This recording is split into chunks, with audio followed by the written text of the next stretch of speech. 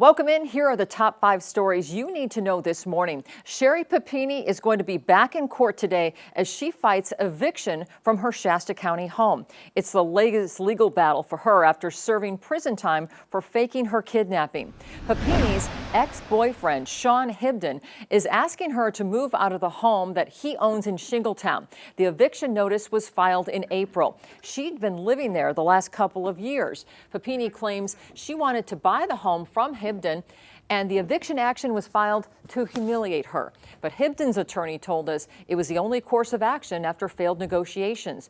We'll have a reporter in the courtroom today when those proceedings start at 8:30 a.m. and bring you updates throughout the day. Chico Police tracked down the suspect in a shooting last month that prompted an overnight SWAT standoff. It happened May 1st on West 9th Street and Normal Avenue. We were on the scene that night into the morning as the SWAT team standoff lasted several hours. The victim was taken to the hospital. The police then called out to people inside the home to come out.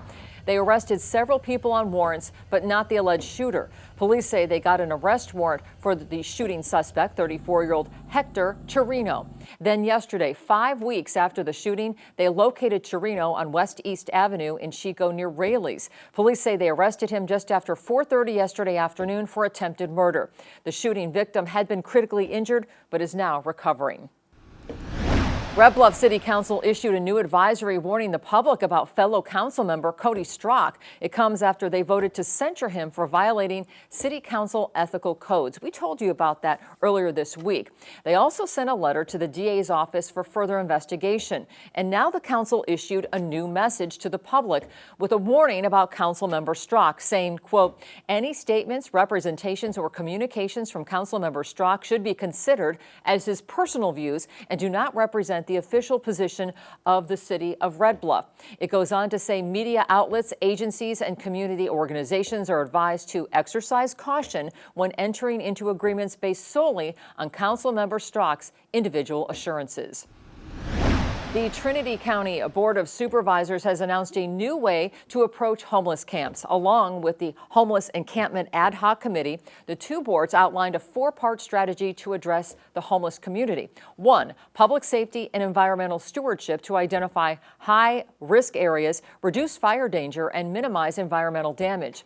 2, service connection and outreach with camp visit days to offer support. 3, ordinance development of new local laws that address encampments in a legally sound and humane way. And 4, community engagement, ensuring residents are informed and can participate in finding solutions. Happening today, the Shasta Caverns are hosting a grand reopening ceremony celebrating their new lighting setup. We told you earlier this year the caverns were closed in mid-January so crews could install a new light display that you see here. Pretty cool. The tours resumed in April, but they're now hosting a grand reopening ribbon cutting ceremony. It's going to be at 9 a.m. There will be kids' activities, information about the project, and tours. If you want to check it out, today's ceremony also coincides with National Cave and Karst Day.